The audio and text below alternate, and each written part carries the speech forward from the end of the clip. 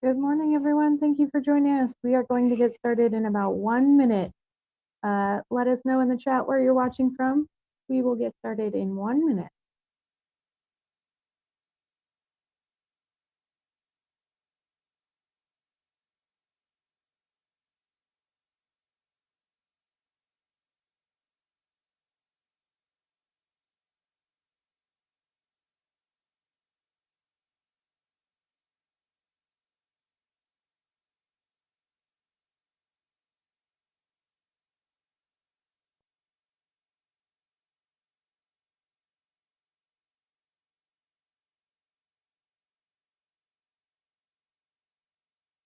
Good morning, everyone. Welcome to the Denver Museum of Nature and Science at home. I hope you're getting settled in this morning with your cup of coffee or a cup of tea. If you're joining us for the second week, welcome back. And if you're joining us for the first time, we're glad to have you. This is the second in a multi-part series that we're doing here at the Denver Museum of Nature and Science. I'm Kristen Uhlenbrock. I work for the Institute for Science and Policy, which is a project here at the Denver Museum of Nature and Science.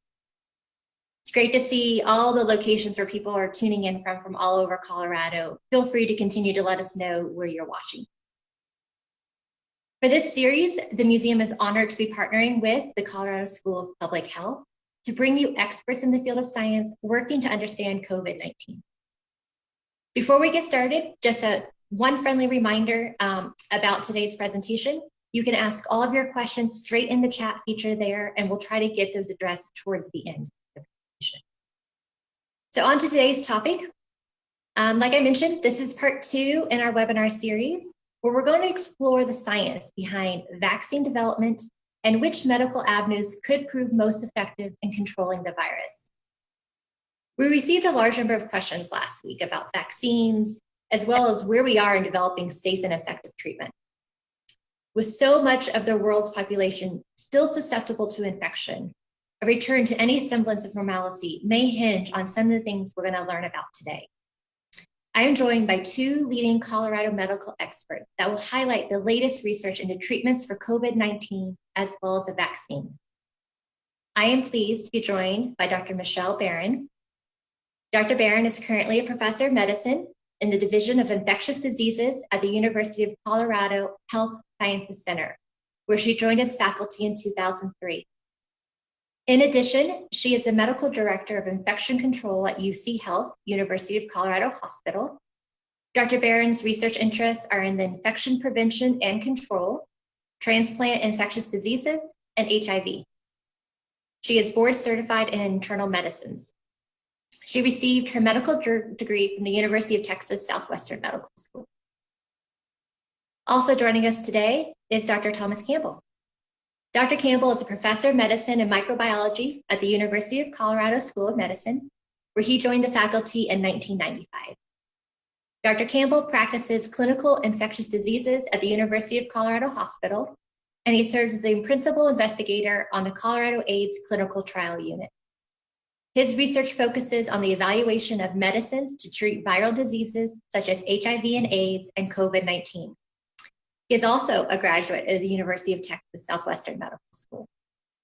So thank you both for joining us today to provide us some of these insights you have into kind of very challenging research questions that I know revolve around a lot of uncertainty, and our audience is going to be greatly in tune to hear what you have to say. So without further ado, let me turn this over to Dr. Michelle Barron. Morning to everybody, and thank you for joining us today. And I'm just going to queue up my slides, and we should be able to get started. All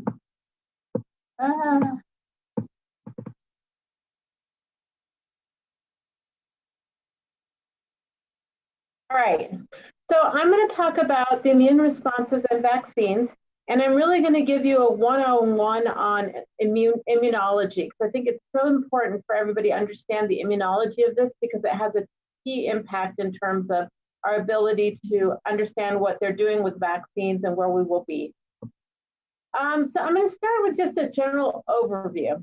And so your immune system has 2 arms. And the way I like to think about this is your immune system is like a highly trained army. And it has all sorts of different components. So you have your basic troops, you have your special forces, you have the ability to send out nuclear bombs. And so the first arm of your immune system that I think it's important to understand is called your innate or general resistance system. And this is your first line of defense. And so this is actually simple and yet very complex. So your skin is actually one of the most important lines of your immune system. It's an anatomic barrier. And then the inside of your mouth, inside of your nose, there's skin layers that are called mucous membranes that also exist. And those actually allow for you to, again, have a barrier for things to come into it. Believe it or not, everybody knows your stomach is acidic, but your skin is actually acidic as well. And that helps prevent bacteria or germs or viruses, other things from potentially entering the body. And then you obviously have bacteria that normally live in the body. And these bacteria are healthy. They usually serve a purpose in terms of what they do, but they also kind of help compete for resources. So when a bacteria or a virus or something else is trying to get into you, it kind of keeps them from having any kind of supplies able to really build up a camp and cause fresh issues. In addition, in your nose, you have little hairs. In your lungs, you have these little things called cilia that all, again, work to capture viruses, bacteria, other types of particles, and trap them so then they can actually get rid of them and not allow them to cause you infection. We also have physiologic barriers. So the temperature control of your body is really important. When you get a fever, that is part of your body's response to an intruder, so to speak. And part of it is, again, trying to get the intruder, in this case, it's COVID, trying to kill it with the excess temperature, hoping that it can't survive if you can go to a higher temperature than when it enters your body. They can also produce all sorts of chemicals. Sometimes these chemicals can kill bacteria or viruses directly, kind of like just having a gun and shooting it, or by producing inflammation. And so rather than trying to go at it, maybe they form a barrier around it in order to be able to control it. You also have special germs, special cells that can actually alert the troops, so to speak. And these I call my special forces. And so some of the cells, we often refer to the sentinel cells as neutrophils. They are constantly roaming through and constantly trying to survey your immune system, making sure there's no intruders such as viruses or bacteria that are coming in. And if they get overwhelmed or they just think that I need backup, they can call in the rest of the troops for your support service. The other arm of your immune system is called the adaptive immune system. And this is not so broadly. So whereas your innate immune system is sort of the general, I'm keeping an eye on things and I'm trying to make sure that nothing breaches my body and doesn't cause me an infection, these are very specific. So I kind of call the adaptive immune system in your army the special forces. They are highly trained. They have very specific jobs. They know when they see their target, they know where they're going. And so specific to a germ that you've often seen before. This takes longer to happen, just like you can imagine in the military. Special forces receive lots of other specialized training. And so it's not so specific. So you can't just have this automatically. Your neutrophils and other things are always working, always present.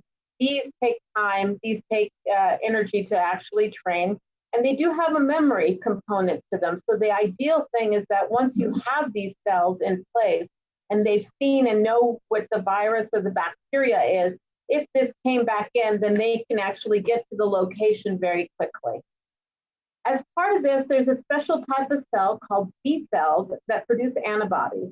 Now, antibodies, we've heard a lot about antibodies. These are chemicals that can recognize a germ and can often stimulate a response. It's also crucial, antibodies are often crucial to how vaccines work.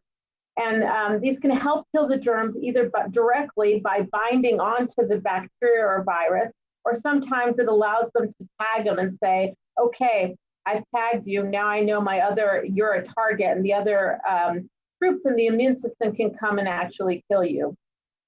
There's also other specific types of cells that have the ability to literally, like a Pac-Man, eat up the bacteria or the virus, or others that have chemicals inside of them that allow that when they release it, allow the germ to die. This is just an example of, this is a cartoon where you can see this is B cells that have the antibodies on their face, and then other aspects, your skin and other things, and just kind of put it into a little bit of context. With that in mind, so we're going to talk about immunization. So the immunization is actually, so there are different types of immunization, and this obviously by the nature of the word immunization, it means that it's meant to stimulate your immune system. So the first type of immunization is what we call passive immunization. So how this works is if somebody has antibodies to a specific disease, we can actually get that. Often in plasma is one of the ways we can do this. And plasma is a component of your blood. And so they do take out your blood, they spin this down, and then if you've had this disease before, we can then potentially transfer those antibodies to the next person. This occurs naturally, actually, when baby and child. So when mom gives birth, she naturally, through the placenta, has actually transferred maternal antibodies that confer some level of, my light just went out. Habit of sitting too still. But maternal antibodies are present in babies up to 3 months, and it gives the baby some level of protection and then they eventually go away and the baby starts making their own antibodies. But it's a way of protecting the baby as it allows its immune system to actually develop. Convalescent plasma, which has been in the news a lot with COVID-19, is an artificial version of this. And again, somebody that's had COVID-19 and has antibodies in their system, they take out their blood, spin down the plasma, and then transfuse it into someone with active infection, with the hopes that that boosts their immune system and their ability to actually kill the virus. These are temporary forms of immunity. Active immunization is when we actually get someone who does not have immunity or has not been immunized and expose them to the agent that we're trying to actually stimulate the immune system to later attack. So these can occur naturally, like when you get exposed to the flu, over time you develop some level of immunity, which means your immune system is able to recognize it to a degree and then send out the troops so that it doesn't actually cause you infection, or trying to limit the infection, or artificial, which are vaccines, which we're all familiar with. So there's different types of vaccines. And again, I'm giving you all this background because when we start talking about vaccines for COVID, it's important to understand some of the limits of some of these. We have live vaccines, which most people are pretty familiar with. There's the measles, mumps, and rubella vaccine that we receive in childhood. Varicella is the chickenpox vaccine. And what these do is that it takes a weakened form of this virus or the germ that causes the disease.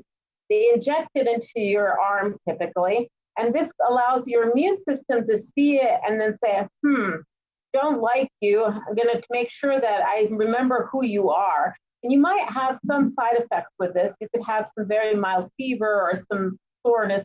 And a lot of this is your immune system sort of revving up.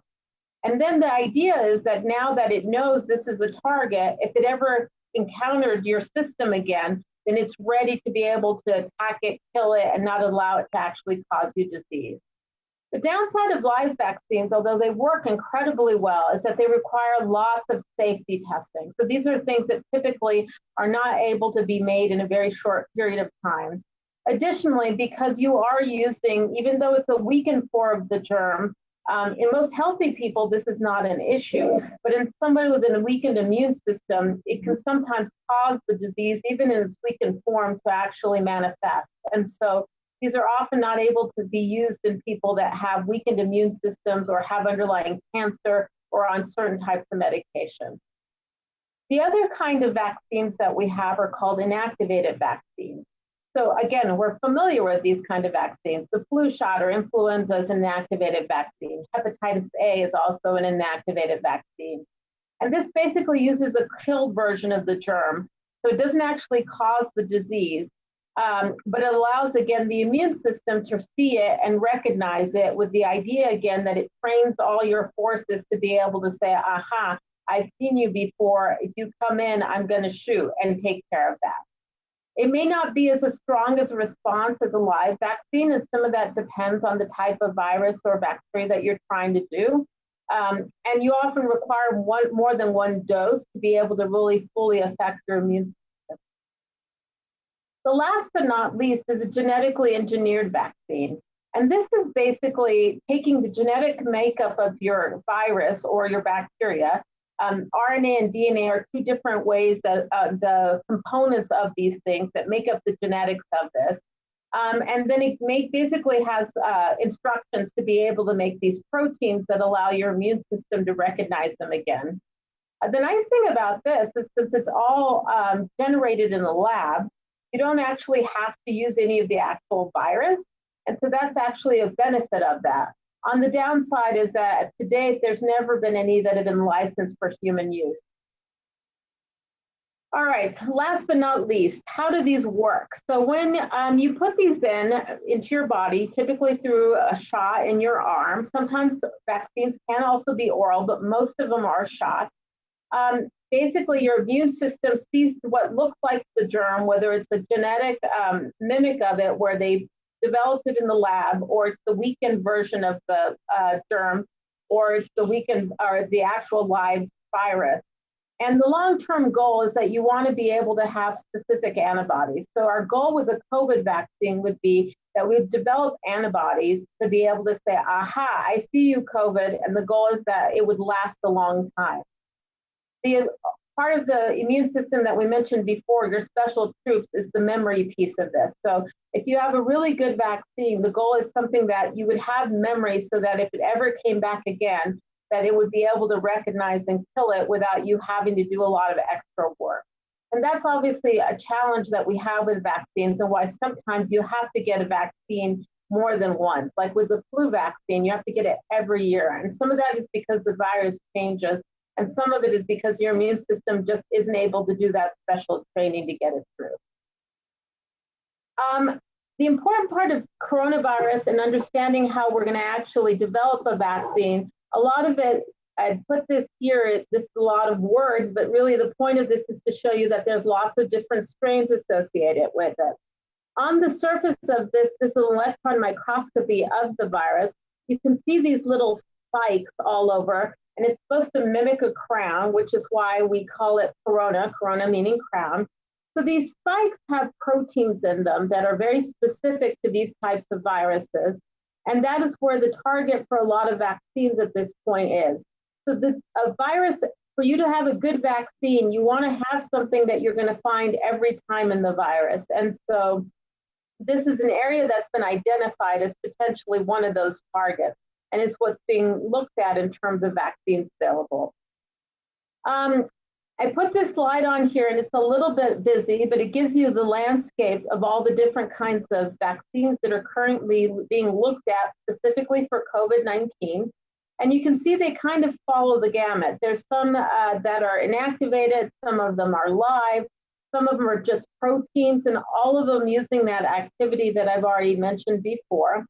Some of them will require multiple doses. Some of them would be a single dose. The one thing I'd like to say about this in terms of all this, there's been a lot of speculation out there about, oh, we could have a vaccine by the fall. Highly unrealistic. There's just unlikely that that will actually happen. There's so many components to this that are so important and so hard to develop. And really the first stage of all this testing is if they're safe. And the safety part, although they're accelerating this, is really takes some time. And then the next step after figuring out if they're safe is figuring out, do they even work? And so I think the idea that we'll have something soon is a little optimistic. I don't believe that's actually going to happen. Probably if we get really lucky, we might be able to have one in a year. And again, that's if we're very lucky. So I think a lot of what we're going to have to do now in terms of how we manage the disease is continue to test and then treatment. And on that note, I'll turn it over to Dr. Campbell in just a second, who will be able to really go into a little bit more depth about what treatments are available. And so I will stop there and I will let Dr. Campbell take over. And so I'm going to stop my screen and he's going to load his. Thank you, Dr. Barron. Very well done. I learned so much just from watching that. So up next is Dr. Campbell, who seemed to have some sort of dog in the background there for a minute. Dr. Campbell is going to take us into what Dr. Barron was just initially talking about. What is our current therapeutics? What are our current practices that we have in the works and currently being developed to help us treat COVID-19 right? So thank you, Dr. Campbell, for joining us, and I'll turn this over to you. Great, thank you very much. Welcome, everyone. I'm going to talk today about therapeutics for COVID-19. And what I mean by therapeutics are drugs or other types of biological compounds that can be used to treat people who already have COVID-19 infection with the goal of getting them better quicker and preventing bad outcomes such as death from the infection. So I'm going to give a very broad overview of the current state of where we are with therapeutics for COVID-19. Let me just say, state a few disclosures. I've received consulting fees from some pharmaceutical companies, including Gilead Sciences, ViiV, Merck, and Janssen, and I've received research support from Gilead and ViiV. Let me just start with what I think the key take-home messages are about COVID-19 therapies. Number one, the tools or the drugs that we have to work with are very limited. Second, the data on how to use these tools are very sparse. And the bottom line is we really don't know yet what is safe and effective. So to explain how we're going about COVID-19 treatment, I've created a little cartoon here. And one of the things that we know about COVID-19 disease is that it's very different in different people. On one end of the spectrum, some people may be very asymptomatic, not have any symptoms at all, yet still be infected with SARS-CoV-2, which is the virus that causes the COVID-19 illness. Other people may have some mild symptoms, just like a bad cold or a case of the flu.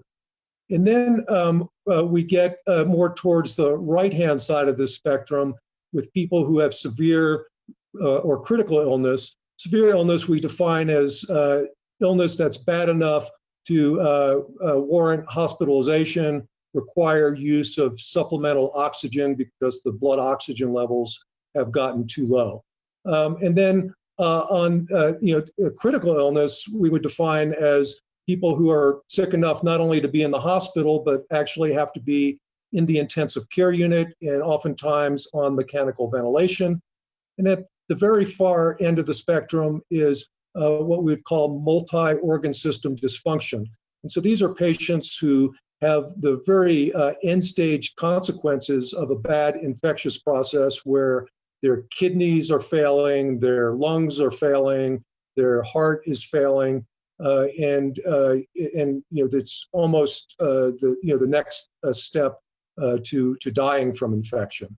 And so what we want to do with therapeutics is keep people from progressing across this spectrum of illness so that they can recover and their body's immune system develop the normal immune responses that Michelle was talking about. So we have different layers of interventions that we can provide for patients with COVID-19. The first and the most simple is supportive care. So this is simply providing supplemental oxygen if needed, giving IV fluids if needed, lowering the fever with medicines like acetaminophen. Then another approach is to use medicines that specifically attack the SARS-CoV-2 virus. And these are what we call antivirals. So we use antivirals for many other infections. We use antivirals to treat HIV infection, hepatitis C infection. We even have antivirals that we use to treat the common flu, influenza.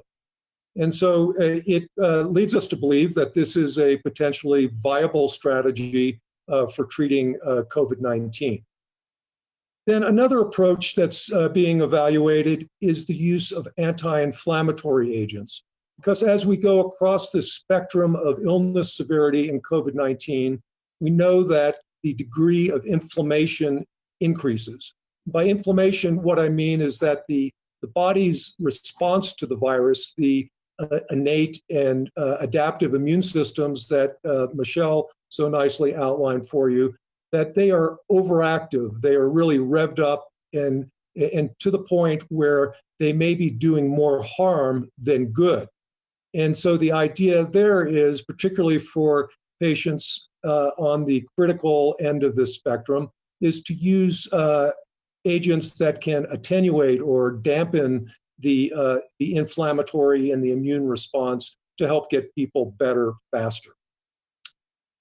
So that some of the drugs that are used for these two different strategies are outlined on this slide.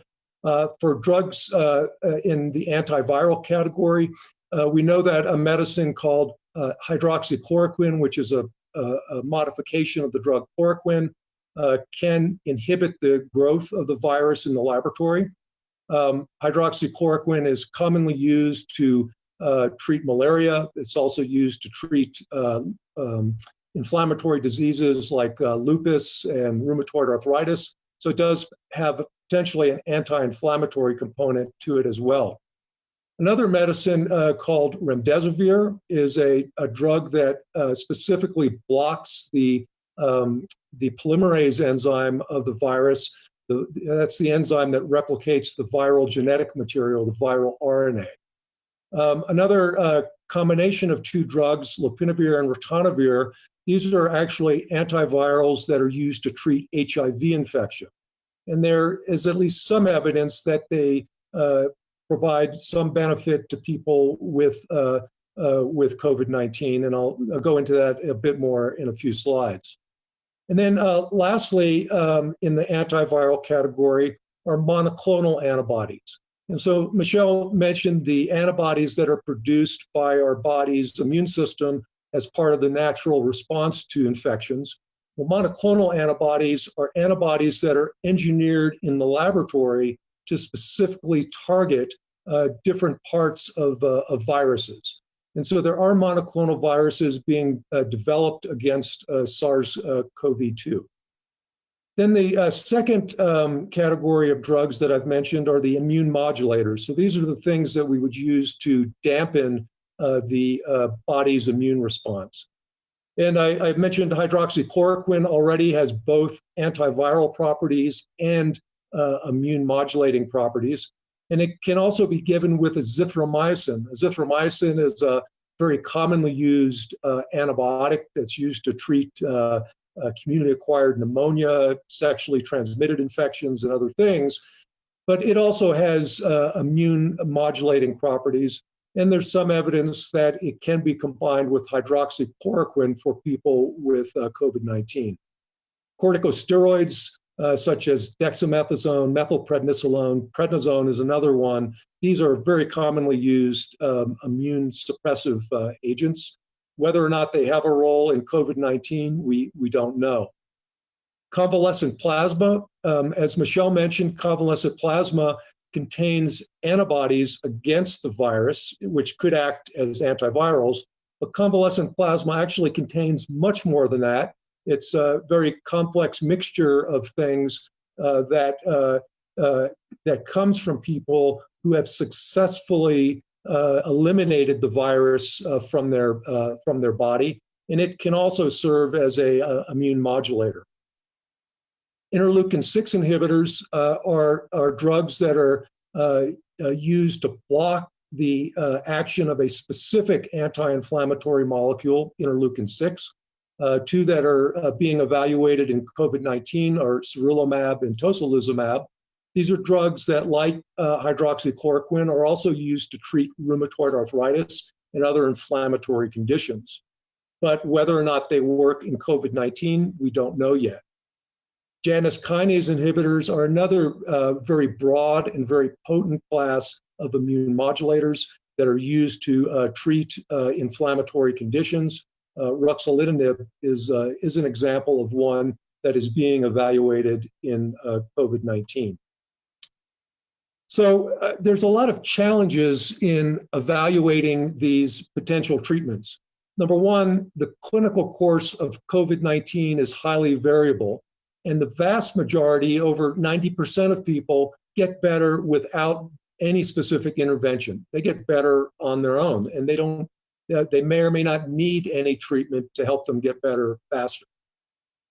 But it's the 10% or so of people who don't get better quick and have risk of dying from COVID-19, and that we really need to understand better and understand how to treat people to prevent that from happening.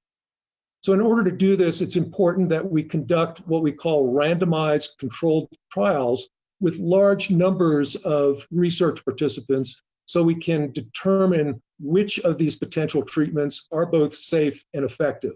When we do this, it's important that we have control groups so that we have something to compare the treatment to.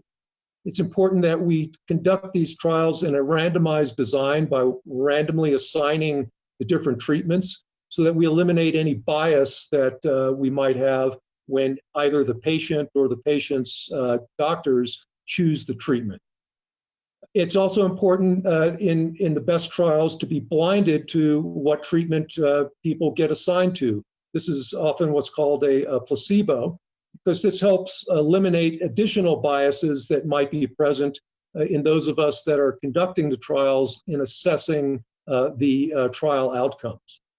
And then lastly, it's important that we have adequate numbers of participants, because if we don't, then we won't be able to see whether or not there really are potential benefits or risk. There are a lot of studies in the literature right now on COVID-19 treatment that have very small numbers of participants. By small numbers, I mean something less than 100, 20 to 100 range. And in general, studies of this small are not adequate to detect potential benefits and risk, even though they may exist.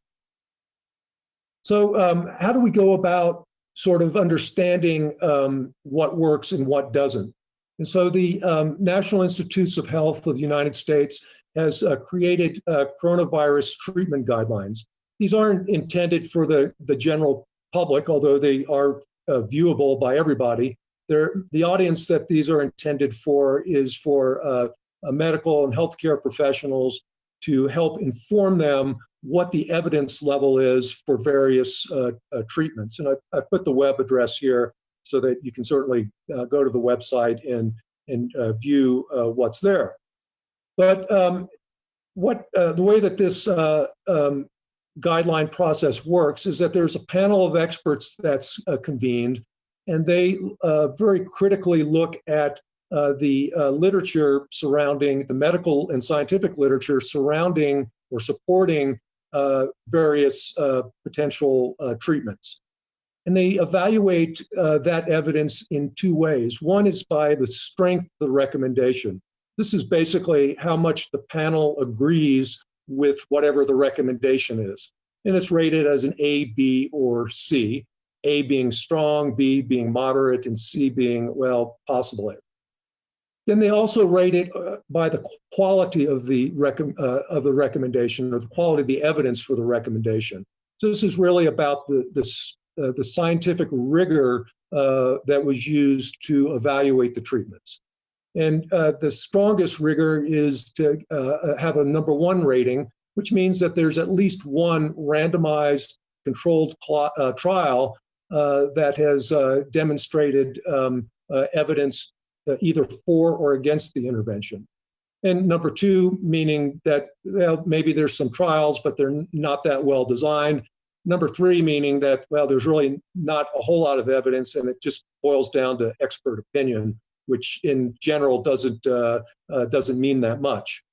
So what this means is that the strength of the recommendation increases as we go from C to A, and the quality of the evidence increases as we go from 3 to 1. So the best, strongest recommendation would be an A1 recommendation, where we have a high agreement amongst the panelists, and there is high quality of evidence. And that then spans a spectrum, with a C3 being a weak recommendation, meaning the panelists don't agree that much, and the quality of the evidence is low. So where do we stand with various potential treatments for COVID-19? So if we look at some of the things I've mentioned already, hydroxychloroquine or chloroquine, the recommendation is that there's insufficient clinical data to recommend either for or against. And so the level of agreement is A. The panelists agree that there's insufficient data, and the strength of the evidence is a 3, meaning that it's basically expert opinion. And the same holds true for the other things I've mentioned: remdesivir, convalescent plasma, interleukin-6 inhibitors, all getting this A3 rating. The combination of hydroxychloroquine and azithromycin that I mentioned, also A3. The only thing that's quite a little bit different is the combination of lopinavir and ritonavir that I mentioned. These are HIV antivirals that have been proposed as treatments for COVID-19. And here they give an A1 rating recommending against it. And so what that means is that there are data from a randomized controlled trial that show that it didn't work. So therefore the panel uniformly agrees that it didn't work, and the strength of that evidence supporting that opinion is very strong. So in addition to that, just this past week, last week was a very big week for COVID-19 treatment, and there was a lot of breaking news. So on Monday of last week, on April 27th, the pharmaceutical company Regeneron released a press announcement that their interleukin-6 inhibitor, sarilumab, was not effective in people with severe COVID-19, but might provide some benefit in critical COVID-19 illness. And they are continuing to conduct a very large randomized controlled trial evaluating sarilumab in people specifically with critical COVID-19 illness. Until we get the results from that trial, we really can't say more about whether sarilumab is effective. And then on Wednesday of last week, there were 2 press releases, one from the National Institutes of Health and one from Gilead Sciences, about the antiviral remdesivir that I've mentioned. The big news there was that there was a randomized controlled study that was sponsored by the National Institutes of Health that found that remdesivir shortens the time to recovery in people with severe COVID-19 illness. And based on those findings, on Friday, on May 1st, the Food and Drug Administration, the FDA, granted an emergency use authorization for remdesivir. So remdesivir is becoming the first medicine to have some proven benefit in COVID-19. And going forward, it appears that it will be something that we will start to use on a somewhat regular basis as the drug becomes available in our pharmacies. So let me summarize by saying that the clinical trials that are evaluating treatments for COVID-19 are progressing rapidly. Just last week, these press announcements provided some insight into some of those large and well-controlled trials. As I've mentioned, remdesivir is the first medicine that has some evidence of benefit for COVID-19 from a large randomized controlled trial. I would say that remdesivir is probably not going to be the last medicine to have benefit, and it may not be, in the end, the best medicine for treating COVID-19, but it certainly looks like it's going to be the first. So it is important that we continue to conduct very well-designed clinical trials to evaluate other COVID-19 treatments so that we can continue to improve how we deal with this illness and prevent people from progressing across that spectrum of illness that mentioned at the beginning. Then I'd like to end by thanking the many healthcare workers that are out there taking care of some very, very sick patients. These are just some shots from University of Colorado Hospital and some of the nurses who are really providing outstanding care for our patients. So Thank you, Dr. Campbell. Mhm. Great, thank you so much. I think both of your presentations were really great into showing the amount of research currently underway, rapid fire pace, trying to get to understanding just treatment options right now, as well as kind of those long-term vaccines. I'm going to start a little bit here talking back into some things that Dr. Barron initially was talking about, and then we'll try to get through all these wonderful questions, which we will not get to today, but thank you for sending them in, keep them coming. Let's talk a little bit about immunity and antibodies. So there's a little bit of uncertainty around what does it mean to be immune after you've been exposed or recovered. So I'm wondering if you could speak a little bit to that, as well as there's been some questions about why can't an antibody test that is positive help predict immunity. So I'm wondering if you could clear up some confusion or clarification if you know the answers to that. Sure. So I think that's a great question, because I think that's something everybody is asking about and is hoping that will be the sort of golden ticket that will allow them to be safe in the future. So antibodies are, as I mentioned earlier, substances that your body produces once you've been exposed to a particular pathogen, whether it's a bacteria or a virus or whatever.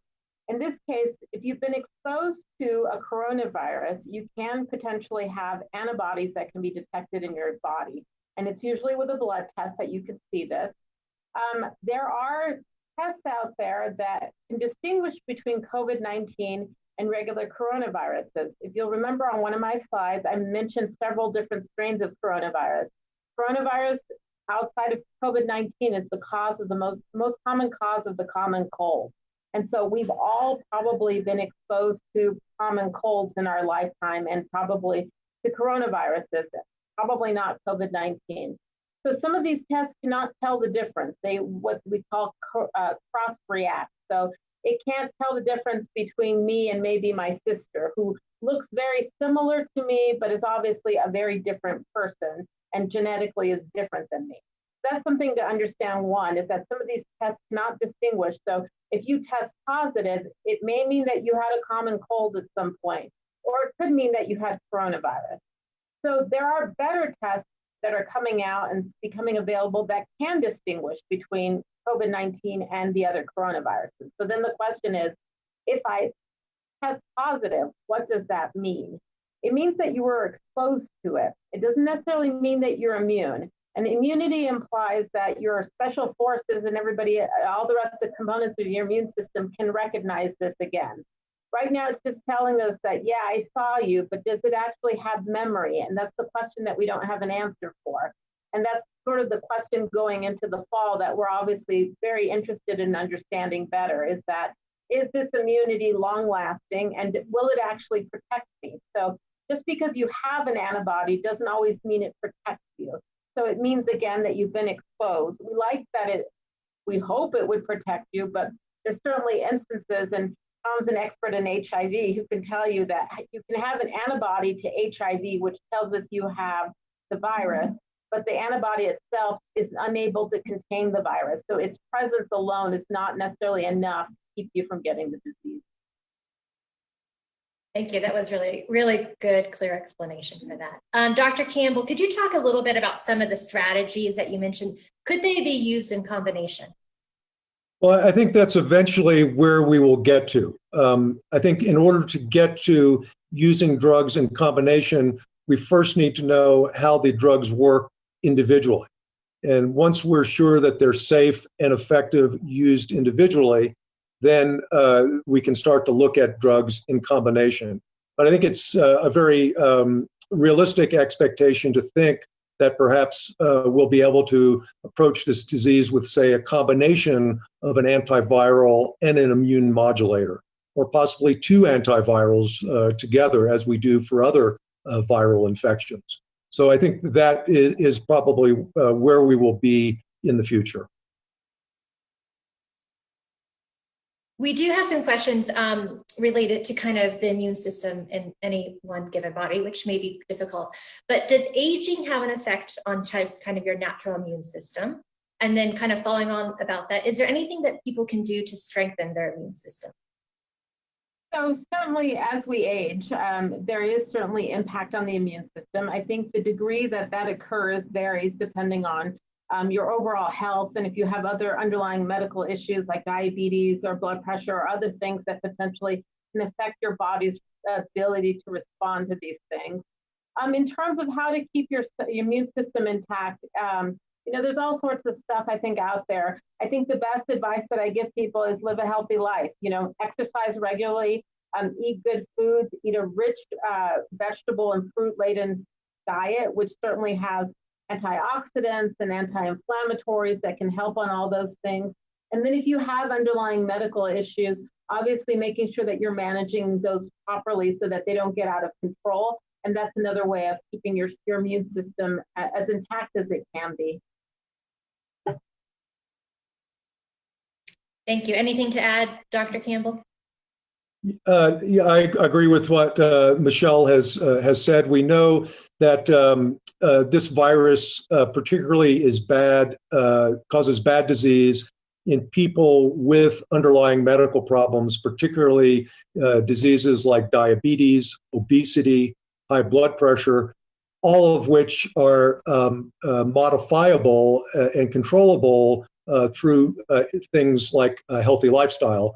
Things like exercise and diet.